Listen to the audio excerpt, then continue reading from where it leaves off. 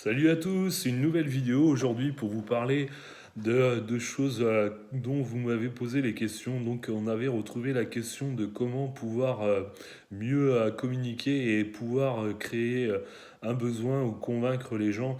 Alors ce que je vous avais déjà dit dans une précédente vidéo, c'est que il n'est pas une question de convaincre ou d'inciter les gens, il faut plutôt essayer d'aller dans le sens de leurs besoins et de vraiment penser toujours à cette idée de communication que je vous avais apportée, qui est vraiment d'écouter les personnes qui sont face à vous.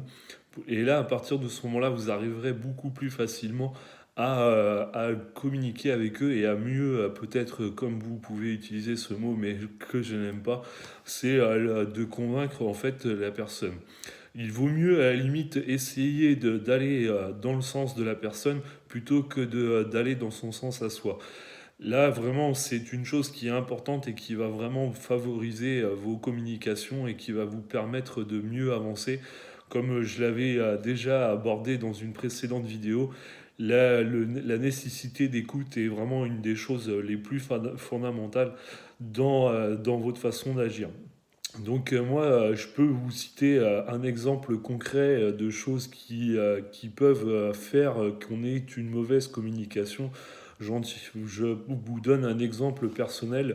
Lors d'un achat d'une voiture, je me suis retrouvé un vendeur qui a vraiment eu une très mauvaise communication.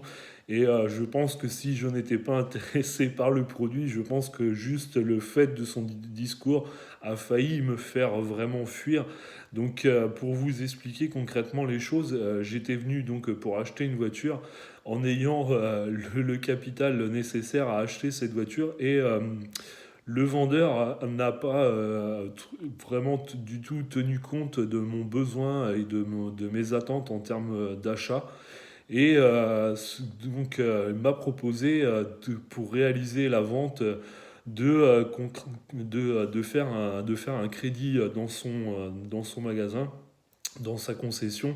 Et alors que je me tuais à lui répéter que moi, je n'avais pas besoin de son crédit car j'avais déjà les capitaux nécessaires à l'achat de cette voiture. Et en fait, il m'a fait part de ses besoins important de pouvoir réaliser avant la fin de l'année un certain nombre de ventes par crédit et de me stipuler en fait tous ces problèmes. Et au final, il ne prenait vraiment pas du tout le temps d'écouter mon besoin.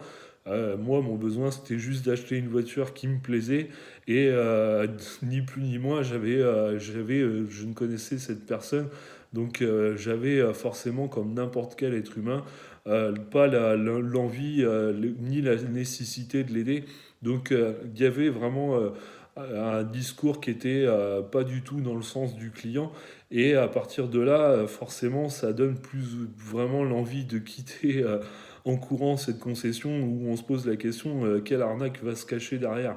Donc vraiment, voilà un exemple concret des choses qui font que dans la vie de tous les jours, il faut savoir écouter. Euh, Quand vous avez une personne qui est intéressée par quelque chose, que ce soit dans du marketing ou que ce soit dans une simple discussion et dans un simple besoin, il faut savoir aussi écouter l'autre en face et on arrivera beaucoup plus facilement à arriver à un accord commun. Et là, vous aurez beaucoup plus de facilité. Euh, je peux aussi vous donner citer d'autres exemples, comme j'ai pu le dire, je suis dans la vie de tous les jours négociateur et je me rends dans des grandes entreprises pour négocier de toutes sortes de contrats. Et j'ai pour habitude de passer plus de temps à écouter mon interlocuteur et l'avantage que ça présente, c'est qu'au moins j'ai toutes les notions et toutes ces idées et je peux mieux facilement apporter mon idée et ensuite vis-à-vis de ses attentes à lui et pouvoir trouver un accord qui est gagnant-gagnant. Une négociation, c'est plus dans ce sens-là que ça doit se mener, c'est dans un sens gagnant-gagnant.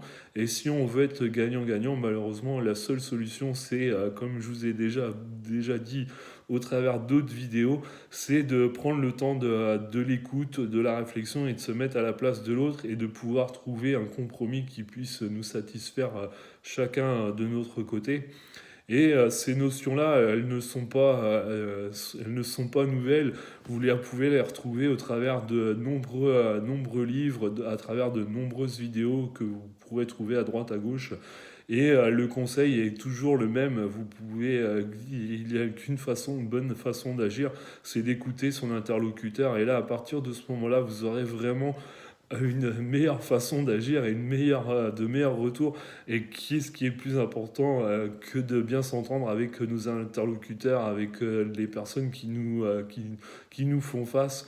Ça va forcément mieux s'il y a de la sympathie, et c'est une des premières notions qu'on apprend dans le développement personnel. Dans la communication, c'est de créer d'abord un lien de sympathie, et là ensuite on peut commencer à discuter et à arriver à d'autres notions pour mieux avancer dans le sujet.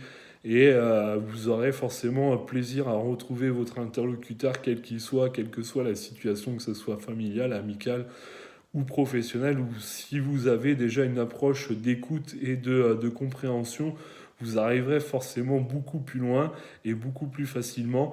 Et je le rappelle dans de nombreuses vidéos, il n'y a qu'une façon d'agir. Pour pouvoir réussir dans la vie, il faut pouvoir s'entourer de personnes qui ont elles aussi réussi, ou des personnes qui peuvent nous aider à réussir. Et à partir de ce moment-là, oui, effectivement, on arrivera à des meilleurs résultats. Et la meilleure façon d'y arriver, c'est de créer ce lien, ce rapprochement, et créer l'écoute. Et là, vraiment, vous arriverez forcément à dépasser tout ce que vous voulez. Vous arriverez beaucoup plus facilement. Et puis, je tiens aussi à rappeler, à amener une autre notion qui peut vous aider dans la communication. Vous savez, une communication n'est pas obligée de s'arrêter à la première entrevue. Vous pouvez aussi revenir vers la personne en ayant pris le temps de réfléchir à ce qu'elle vous a apporté et ce qu'elle vous a demandé, et de réfléchir comment arriver à à un meilleur compromis. Et là, vous aurez forcément beaucoup plus de facilité. Rien n'empêche de demander à votre interlocuteur, si vous arrivez à un blocage, de demander à une prochaine entrevue pour arriver à communiquer, à mieux vous entendre, ou de demander simplement de suspendre la discussion pour prendre le temps de chacun de son côté de se poser, de réfléchir à ce qui pourrait faire avancer les choses. Et là, à partir de ce moment-là, vous y arriverez beaucoup mieux. Si vous faites ce système-là, ce que je vous conseille très vivement, ne vous contentez pas à une seule communication, ne vous contentez pas à une seule discussion. Je vous conseille vraiment de prendre le temps de la réflexion et de demander à chaque fois d'avoir plusieurs entrevues.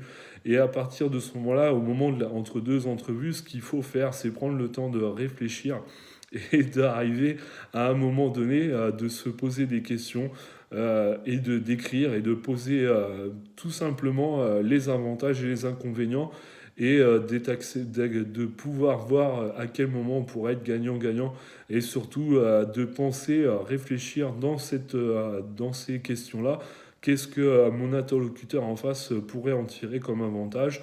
Qu'est-ce que je pourrais faire pour que lui soit d'accord avec moi? Qu'est-ce que je pourrais faire exactement pour qu'il puisse avancer aussi également moi dans mon sens? Ça tient depuis la nuit des temps. Si on remonte à la préhistoire, le feu a traversé, la découverte du feu est due à peu de choses, mais par contre, il a pu passer d'un peuple à un autre, d'une tribu à une autre, d'une civilisation à une autre, simplement par le troc. Et le troc, c'était vraiment la base de la relation humaine, parce on se faisait un échange de choses qui pouvaient intéresser l'un et qui pouvaient intéresser l'autre. Et là, vraiment, vous arrivez à un échange gagnant-gagnant une fois de plus. Donc c'est quelque chose qui est ancré depuis des millénaires dans la nature humaine. Et quand on fonctionne comme ça, et quand on se pose les questions avant de revenir vers son interlocuteur et de lui faire des nouvelles propositions, on va forcément arriver à un meilleur résultat si on avance tous les deux dans le même sens, et si on va l'un vers l'autre. Si vous avancez pas l'un vers l'autre, on en arrive à imposer ses idées. Et comme je vous l'ai déjà dit, quand on impose ses idées, on arrive forcément à de mauvais résultats. Et on a un blocage systématique l'un comme l'autre. On arrive à un blocage, on arrive à ne plus s'écouter, à ne plus se comprendre. Et plus on avance dans ces mauvaises choses, moins on arrivera à un accord au final, parce que chacun voudra repartir avec ce qu'il a demandé. Et s'il ne peut pas l'obtenir d'un côté comme de l'autre, on n'arrivera à vraiment aucun accord. Donc la principale chose dans toute communication, c'est d'abord l'écoute, d'abord de se poser les bonnes questions et de savoir une fois de plus, on en arrive toujours au même résultat dans le développement personnel comme dans la communication. Il faut savoir aussi s'autocritiquer et arriver aussi à tirer à tirer les conséquences des choses et à se fixer de nouveaux objectifs dans ce laps de temps de coupure entre deux discussions. On réfléchit, on se pose les questions, qu'est-ce que j'aurais pu faire, qu'est-ce que je peux faire pour faire avancer le sujet, qu'est-ce que je peux faire pour que mon interlocuteur soit content de ce que je lui demande, et que chacun en sorte vraiment gagnant. Et là, vous arriverez vraiment au top et vous pourrez réaliser de nombreuses choses et avancer totalement dans la vie. Donc voilà, je vous remercie encore une fois de m'avoir suivi au travers de cette vidéo. Et je vous retrouve très très bientôt pour un autre sujet, pour parler encore de développement personnel. Et comme je vous répète tout à chaque fois, c'est vraiment pour vous faire avancer dans votre vie, de vous faire avancer vers vos rêves. Alors n'hésitez pas à me poser des questions, à me laisser des commentaires, et puis je répondrai toujours avec le même grand plaisir à vos interrogations, et ça me permettra de vous aider dans vos projets. Donc n'hésitez pas à partager, à commenter, à liker, et puis à en parler.